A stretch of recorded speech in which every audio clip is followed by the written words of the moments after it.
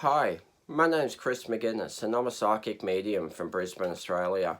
And tonight I'd like to share another true story about a beautiful old cottage my wife and I lived in while we were still renting. Now this beautiful old stone cottage was actually built in the 1880s. It was definitely had a lot of old school charm about it, and it was also the original farmhouse to a big dairy that was in the area, but through the years they subdivided all the blocks off and made a suburb around this house. It still had a big block, but just, yeah, all subdivided. And this old school cottage was absolutely gorgeous, very shabby, really did need a lot of work to bring it up to its former glory, but it was, at the same time, it was absolutely gorgeous. So when we got the approval to move in, we were really happy, excited about the whole entire thing. So I think it was roughly a couple of weeks later that we moved in on the weekend. And at first we didn't notice anything going on because, like it always is, when you're moving into a home, you're too busy to notice those little things and all of that straight away because you're too busy moving house. But after everything started to settle down, my wife and I started to notice little things here or there. A lot of it just started with just like corner of the eye things, like things just flying past and you look around and it's like, I don't know, must be imagination, you know. But as time went on, it got more and more and more, to the point that this was a big, beautiful stone cottage, but depending on what room you're in, like, you really didn't want to spend too long in one room alone by yourself because you just had this weird, unsettling feeling. No hatred or anything like that, but just this really uneasy feeling in the rooms when you're by yourself, more so. And like, and the back rooms was this a spare bedroom and a sleep out on the side. And a lot of the time when you're in there, you just feel this cold chill through the air, and more than just like, oh, a window's open or anything like that. It was just more of a spiritual thing I felt going on within the home. Then one night, my wife and I went to bed, and we were in bed for probably 5 minutes, and I would have barely drifted off to sleep. Suddenly, I heard my wife call me from like the lounge room or the kitchen or something, and I almost started to say, "What's wrong, sweetie?" And then I remembered she's beside me.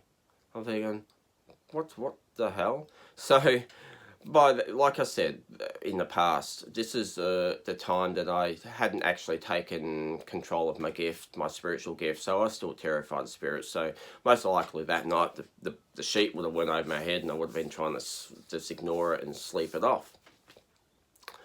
But then my wife started noticing the same thing with me. Like, I think there was one stage I was down the road doing something, and then she heard me call her from another room, and then again, it was my voice. It was like there was something in the house mimicking my voice and my wife's voice. I think she said it happened to her a couple of times when I was out and about or in the back room or something. She'd hear me from a different part of the house call her. So all of this was going on and that, and then I started to notice there was this woman in black and white. It's like old, like, I don't know, 1880s, 1900s type of dress and things like that in black and white. I saw standing in the dining room, and then I saw her a couple of other times, like around the kitchen area and things like that. But then, so all of this was happening, so I was a night shift worker, and so I had to get up, obviously, funny hours to go to work. So I got up one night, or about 11 o'clock at night, to get ready for work. And I'm going out the back door towards my ute. And in the moonlight, underneath this tree, I saw this weird-looking shadow of a person. I don't know if they're on their knees or if they were that short, but they weren't tall at all, and just short, squatty looking thing standing underneath the tree. And I've just stopped and I'm staring at it. And it didn't move, it didn't twitch, didn't say anything, but I just looked at it and I'm like, oh, no way. So I've just ran to my ute, quickly unlocked it, and I started up the ute and I didn't want to look at it, so I was terrified it was coming for me, so I've just kind of had my head down a bit and just reversed quickly to drive forwards to get out of there. And we had a long driveway on this property, so I was only just had my head up enough just to see roughly the gravel driveway to make sure I don't run into something until I got to the front. And unfortunately, I had big double gates that you always had to open and shut every time we go through because we had dogs and everything there. So I've jumped out, reefed the gates open, took off, and then I got halfway up the street and went, oh, I didn't shut the gate, so I had to freaking reverse back, shut the gate, and I'm not trying to look up the driveway just in case whatever this thing was still there.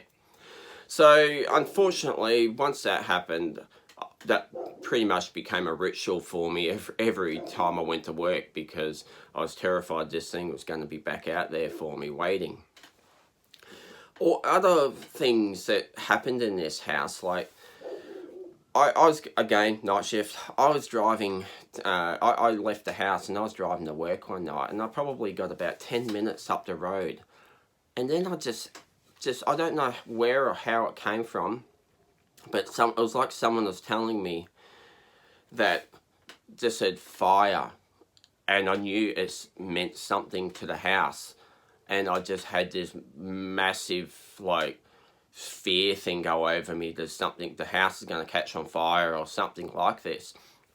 And so I was late for work that morning, but I just dropped the Yui, went straight back to work. My wife's laying in bed asleep still. And I've ran through the house and looking around, and I'm like, everything looks fine, what's going on? And then there's this one room, spare bedroom that we call the computer room, because that's where we had our gear. I ran in there, and we had this spare queen size mattress that would just be always sitting in the corner on the floor, just in case people stay over or whatever. But then when I ran in there, this bloody mattress, someone had picked it up and leant it against the wall where there was a lampshade with no shade over it, so it was just a bulb. And it's up against the mattress, and it was burnt a hole through it. It was starting to burn the mattress. So I don't know who told me about this fire that was about to happen, but thank God they did, obviously, because otherwise it would have been the end of the house and possibly the end of my wife. So I'm so freaking grateful some spirit come along to tell me. But the thing is, I was wondering who the hell actually pushed the mattress against it. So obviously it was somebody within the home, and yeah, just I suppose doing an evil thing. But anyway, so yeah, I unplugged the actual lamp then and didn't take the chance of it and went back to work. So after all of this, we got my wife actually organised through a friend of a friend, some type of psychic, to come through to tell us what she can pick up in this house and everything like that. And so my wife and I were home when she came over, and she's going on with like the computer room, like where the mattress was about to catch on fire. She said there was a guy in there that ended up committing suicide with a gun, and that's who's within that room. And then there's a sleep out, there's like an old veranda that's been filled in that would join to that room. And she said there was either 2 or 3 young girls that died of some like sickness, illness, and they all had it, and they all died in that room. And apparently, going by her, whoever sleeps in that room, you can't have anybody sleeping in that room because they're all going to die the same way as these 3 young girls. And I'm thinking, no, I don't know about that. That's a little bit far-fetched, really. Like, come on.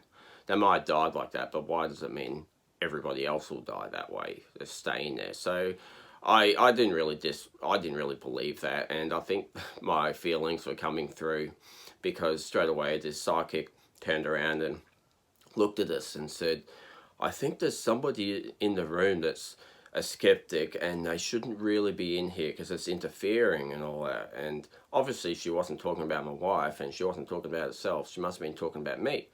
And the thing is obviously I could not be a skeptic, because I had seen way too much even by that stage in my life to close off from it. All I was just skeptic on what she was saying about these 3 young girls in the house. Like, she painted up our house. I was a lot more involved, but it was a long time ago, so I can't remember exactly. But she just basically painted this house up to be the house of horrors. So yes, I knew things are going on in there, and they were creepy as hell and all of that. But as for a major house of horrors, I'm not sure about that. Don't know. But anyway, but with the guy that committed suicide in this room, I do believe that, because there was one night my mother and my wife had gone to bed. My mother and I were just watching a movie in the lounge room. Then I don't know who picked up on it first, but we started noticing things going on, like just a feeling in the computer room. And then, like, all this, we had cream carpets. And within the doorway of the actual computer room going into the lounge room, this stain kept on appearing and disappearing. Appearing and disappearing. It was just this big ring. Like, to be honest, it really did look like a blood-stained carpet that was just appearing and then disappearing. I don't know, but my mother and I kept on seeing it, and it was so bold when it would appear. Like, it was just, you couldn't miss it. And so that kept on going on and freaking us out that night. And so then I ended up going into the kitchen for a drink or something. And when I got back, my mother was just telling me that once that completely disappeared again, she saw this black shadow thing kind of just come straight out of the computer room door and up the wall and across the roof and disappeared. So that was a little bit bizarre as well, that's what my mother saw. But yeah, so a lot of just unsettling, nasty little things were just happening in this place continuously. I absolutely loved the house. It was beautiful. And so once my wife and I decided it's about time we move out, because I found out my wife is pregnant for the first time, and so we thought, well, it would be a good idea to buy our own home anyway. So we approached the owner and told her that we're moving on. And she told us as well, oh, well, we're actually selling this house now. So a part of me and my wife kind of wanted to buy this house just because it's so beautiful, and it doesn't really seem to matter where we move. Spirit seems to be around us anyway, you know. But in the end, we figured, like, first home, we couldn't afford to do this place up to its former glory. It'll just cost way too much that we couldn't afford. So we decided to move on anyway.